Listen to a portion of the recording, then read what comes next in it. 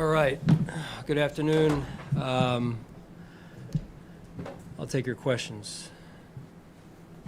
Why don't we just start out with any injuries to report to? Yeah, so Ryan Bates will not practice with an ankle. Jordan Poyer, knee soreness, will not practice. Micah Hyde, hamstring, will not practice. Saran Neal, ankle, will not practice. Leonard Floyd, ankle, will not practice. So you face really good offenses. Chiefs bring to mind. How, based on your film so far, how challenging is this Miami offense going to be? Yeah, very good. I mean, they're all as advertised. I mean, they're explosive. Anybody that touches the ball can score. Whether it's what you think is going to be a 2-yard run turns into a crease and a gasher.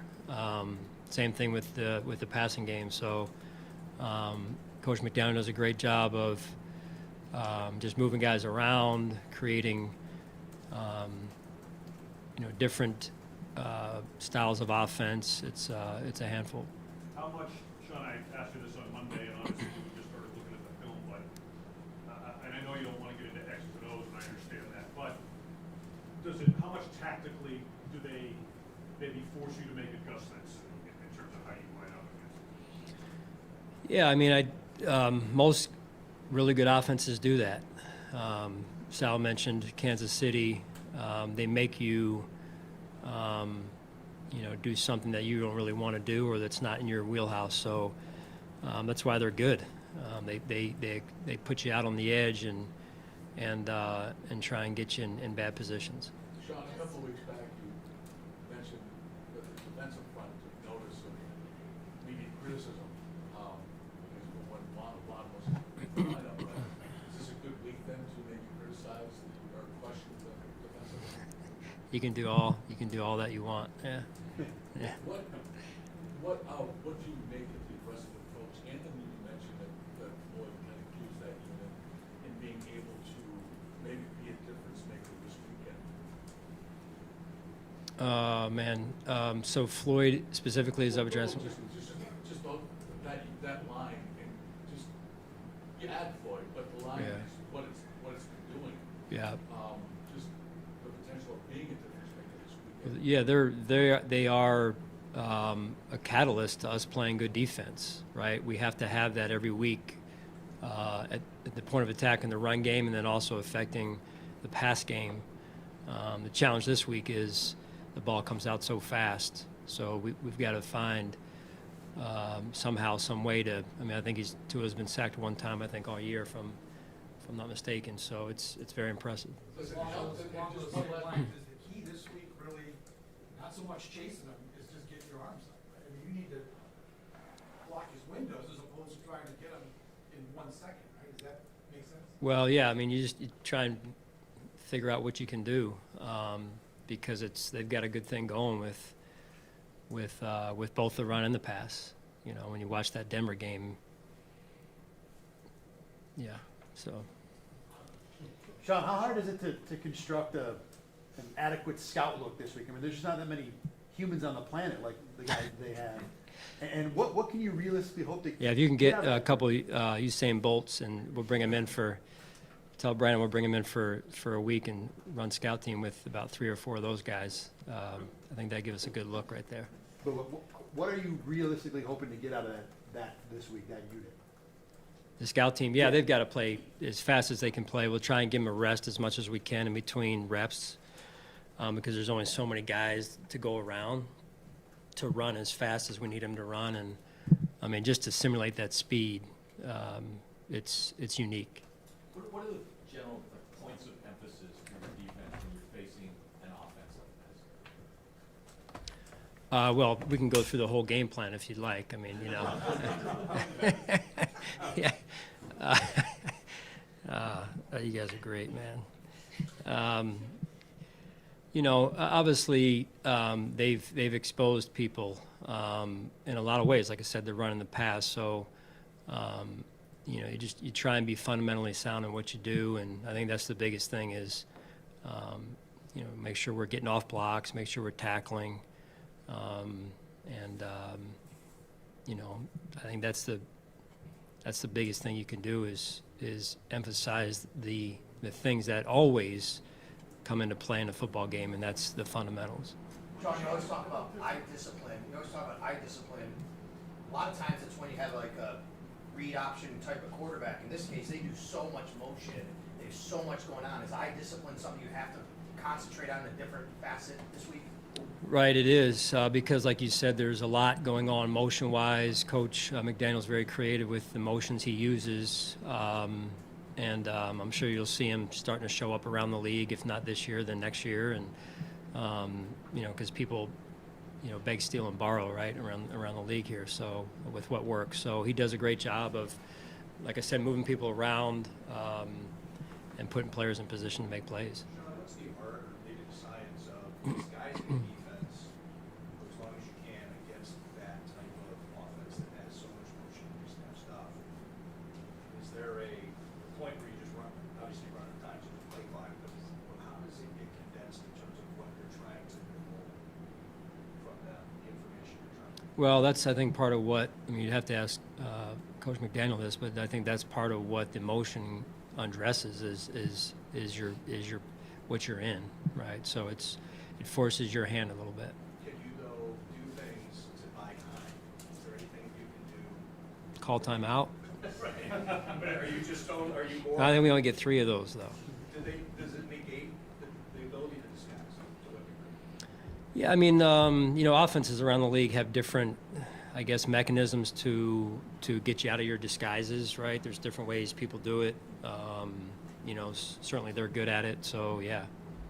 We played them last year ago in Miami, 21-19. Do you feel like their running game has gotten better and better since then, from the standpoint that it's been less RPO, dominated, people, they're running lots of runs. Yeah. Or Barry, what do you think about the improvement of their running game? Yeah, no, it's clear that they stress that, they emphasize that. They do a really good job of schematically putting the players in position with their blocking schemes, and then also they have weapons in the backfield that, as I said earlier, can, all 3 backs can go, and you give them a crease and they're going to be gone like they've been this year, and in particular last week. And I think the running back depth and the style of runners that they have in week 1 or week 3 last year, they didn't have all those pieces. Now they've got 3 guys that can all go. Sean, the last Is one there is, some from like last year to this one, or is it different enough that it's like more focused on this? I think a little bit of both. You want to focus on this team this year and what they're doing, and you try and learn a little bit from that experience. But again, some of the personnel was slightly different. Sean, what's the balance between staying true to who you guys are defensively and dictating the terms, while also adjusting and maybe also throwing some things their way that you haven't shown to other teams and keeping them off balance?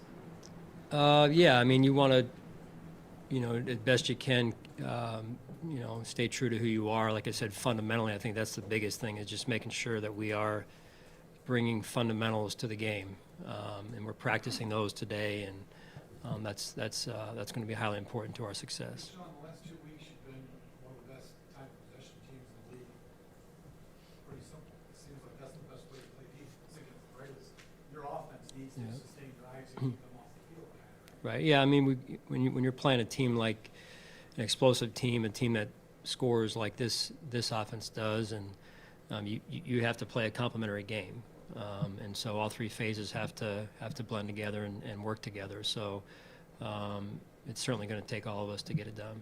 Tyreek was obviously very successful when he was in Kansas City. He's carried that over down to Miami. Have you seen them ask him to do different things, and have you seen his game change at all since moving from the Chiefs to the Dolphins? His level of play, I would say, just generally speaking, obviously the systems are slightly different, but his level of play to me, is just as high now as it was then. He's incredibly fast, as we all know. I'm stating the obvious, but when you have a player like that, and then you've got the other speed elements that they have, Waddle included, you know, it's a lot to handle. Sean, what are the elements of Terrell Bernard's game that have allowed him to be so successful in the defense this fall? You know, he's a student of the game. He's very into the process of preparing himself to play, and I think the other piece is the DNA that he possesses is about, or helps him to really earn his way on the team. Yes, playing time. Yes, respect of his teammates. Yes. Center and leader of the defense, in the middle of the defense, yes. Signal caller, yes. I mean, he just takes that personality that he has, I think, is impressive. So. I mean, were you, because he didn't play in the preseason because of his injury, how certain were you about him in that role this beginning of the year? Well, I mean, you don't really know for sure. And listen, we're just through 3 games. But he possesses certain qualities, if you will, as a person, as a player, that you think, hey, it could be. That's why Brandon drafted him, right? And as coaches, we like him, and liked him then and like him now. Is there's things that you see in his base of who he is that you like. And now, do you know if it's going to blossom and turn into something? You don't know that. But he's certainly off to a good start, and he's worked hard to get there. Sean, how much different is it getting ready for that defense where the personnel is largely familiar, but the scheme and the philosophy is, almost a 180 with Vic now? Yeah, Vic does a really good job.